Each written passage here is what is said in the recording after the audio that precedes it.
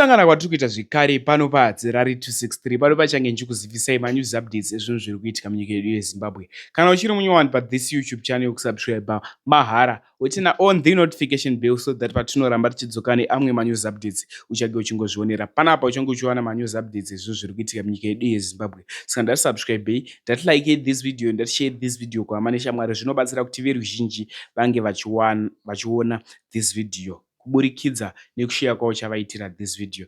Vadikani, malikes enyu akatikoshera zvikuru, zvinobatsira kuti video rineri ringe richifamba kune hama neshamwari.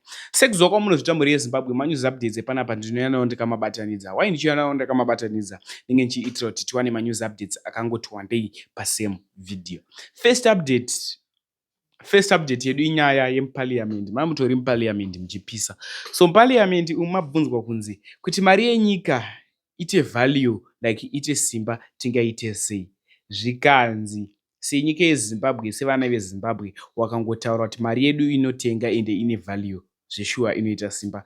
Ndo mutauro wazvaitwa. So da kuisira kashort video kemuparliament. After wapedza kuona video remuparliament ndobva ndatsudzura next update, ndobva ndarova futi next update kusvika tapedza manews updates achona. Ndatimbone this video. Last supplementary.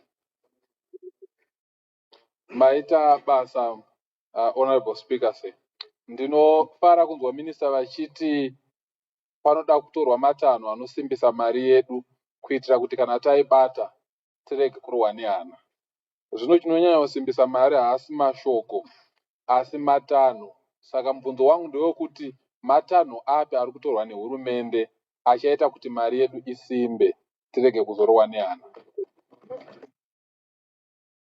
Honorable Minister Ziambi, Leader of Government Business. Ndinotenda mubato wechigaro.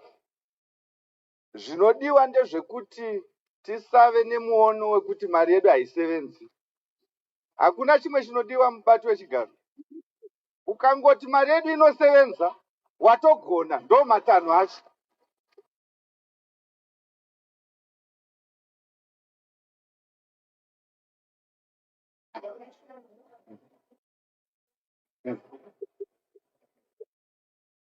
I have no comment.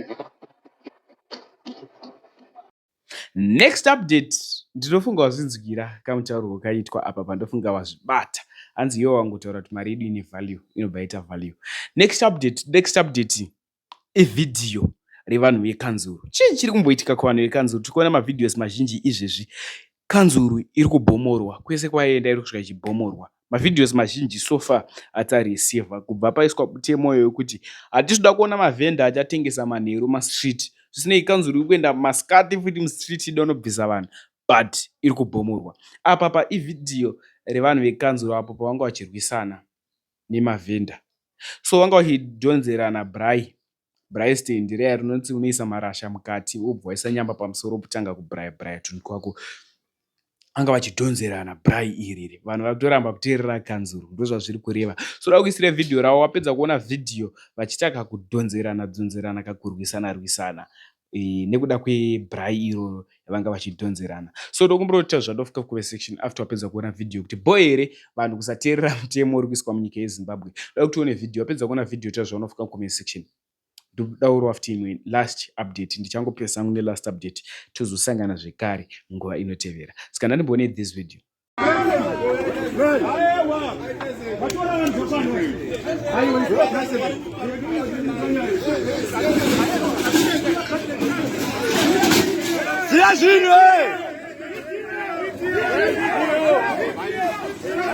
Video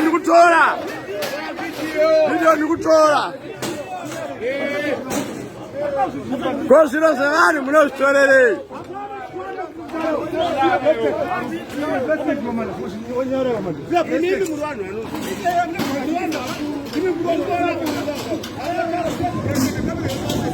Tipei 5 minutes chetete. Last update ividhiyo rekuti handitombode zvangu kuisa mashoko angu panyaya idzidzi kana kubata handidi. Munozvionera mega, handisi commentator wenyaya idzidzi, handizvikwanisa, handisi coach wekuya wekuti apa pakanganiswa apa pamagona, no. handizvigone izvozvo. Da kuisira video, apedza kuona video chazvolofuka comment section inisadzirare ndorova nyaya sezvairi kuseri nekuseri ndichibata nyaya sezvairi ende ndinokasika kumhanya news updates fast kuitira kuti muwane zvinhu zviri kuitika munyika yedu yeZimbabwe. Zvanda kuita munguva inoda kusiyai muchiona video, apedza kuona video tinosangana zvekare munguva inotevera manje so sikada kusiyai muchiona video, apedza kuona video inisadzirare ndiri kudzoka futi neimwe update iri kupisa manje zvaizvezvi. Sekuziva kwamunozviita ndinokasika hangu kudzoka fast. Much love. It must be known that ZANU-PF is at the midst of a war, Nevarungu. And the strategies that are coming up, but the conference, is to try and defeat the enemy. Because the struggle continues. And the sister Kataura Kare, before Nikaisa Tiago, kana wakada kutaura nye constitution siswa mawo veterans vakanza kutika tinokutaura kuti takataurana hapana mu veterans asina kuti kana constitution isiri kutaura zvatoda tobharura tonera imwe. It is our constitution. We make our own constitution. We are not deriving our constitution from the Roman Dutch law. We are creating our own. We are a sovereign state. We do that in those later and whether it is Americans or British or any other people. No. So, I wanted to make it clear that the War Veterans League, my War Veterans, my War Veterans, I want to repeat this, my War Veterans, we will stand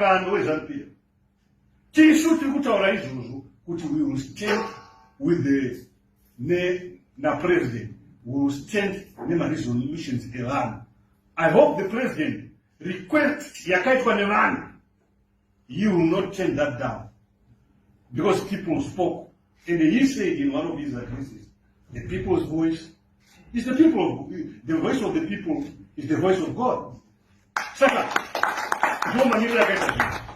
it's just my own veteran.